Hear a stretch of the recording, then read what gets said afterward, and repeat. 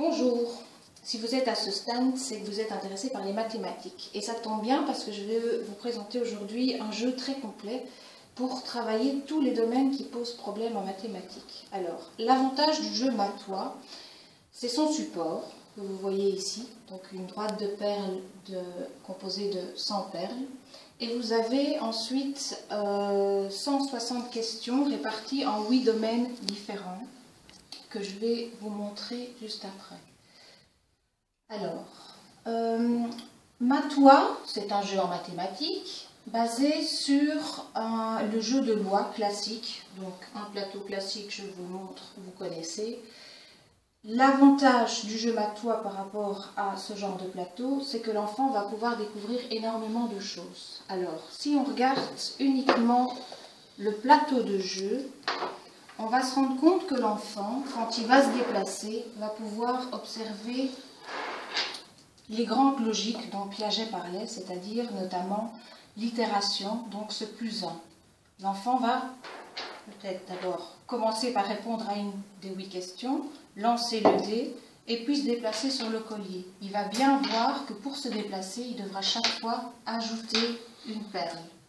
Ce plus 1 est quelque chose de pas évident pour des enfants qui parfois sont âgés de 9-10 ans. Quand on leur demande 22 plus 1, ils peuvent être perdus, alors qu'ils savent compter jusqu'à 100, 200, 1000.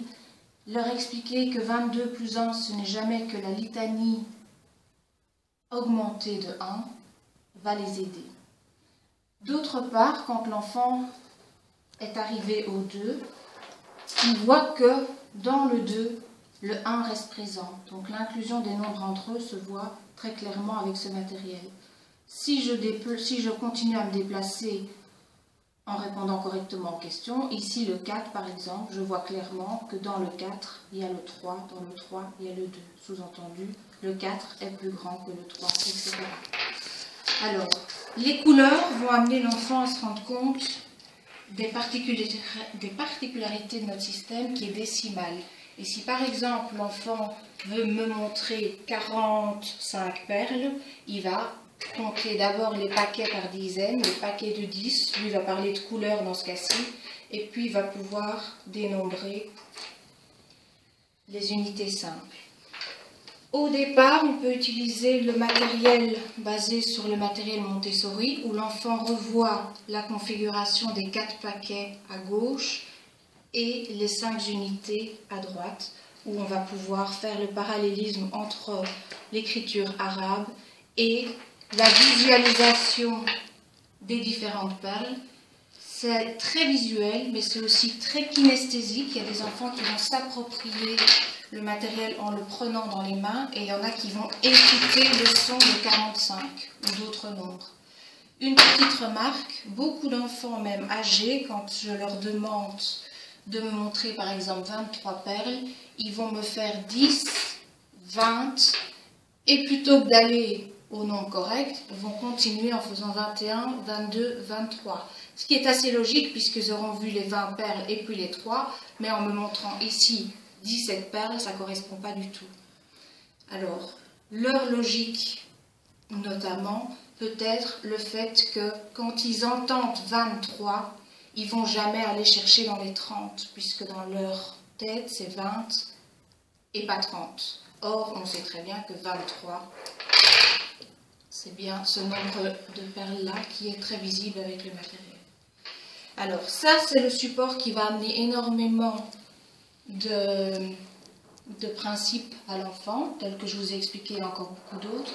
Mais pour pouvoir développer justement tous les domaines qui posent problème, il y a ces différentes questions qui sont réparties, comme vous pouvez le voir ici, en différents niveaux, c'est surtout différents domaines. Tout ce qui est prérequis, donc c'est plutôt l'espace, le temps, le rythme, vous le voyez par la couleur jaune. Vous avez aussi toutes les questions de langage, vous avez toutes les logiques de Piaget, donc la conservation, la sériation et la classification.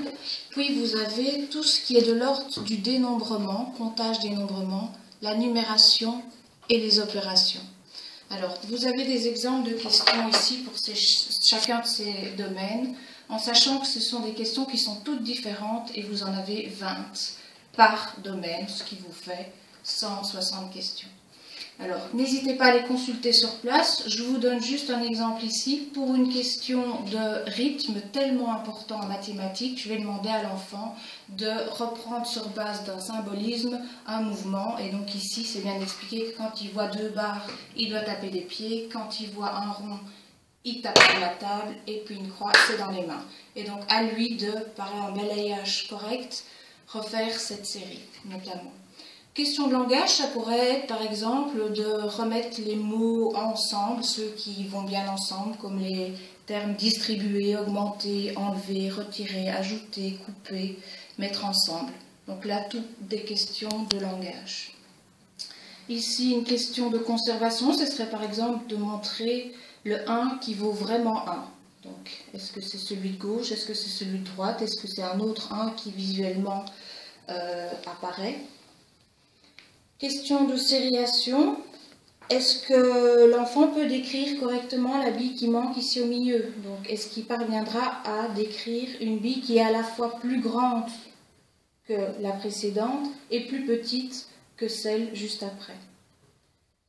Quelque chose de très difficile à faire dire à l'enfant et qui dépend donc de cette logique de sériation, être à la fois plus petit et plus grand que...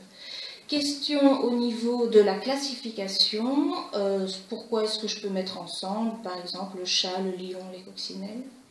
Alors l'avantage du jeu Math-toi, c'est qu'avec la plupart des questions, vous faites des liens entre pourquoi c'est important de travailler la classification, notamment ici, quand je dis que je mets 10 allumettes ensemble, pourquoi je peux parler de 10 allumettes? L'idée, ce sera d'en arriver au fait que 10 allumettes, c'est aussi la même chose qu'une seule dizaine.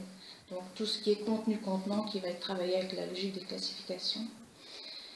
Pour tout ce qui est comptage, vous avez ici un exemple. Je vous montre l'enfant. Ici, c'est basé plus sur le matériel de Rémi Brescio, par exemple. Il y a une autre présentation qui partira plus de Stella Baruch, mais ici, l'enfant devra dire le plus rapidement possible combien font 8 plus 4 en s'aidant de cette boîte de 10, donc basée sur le matériel de Rémi Brescio, Pigby.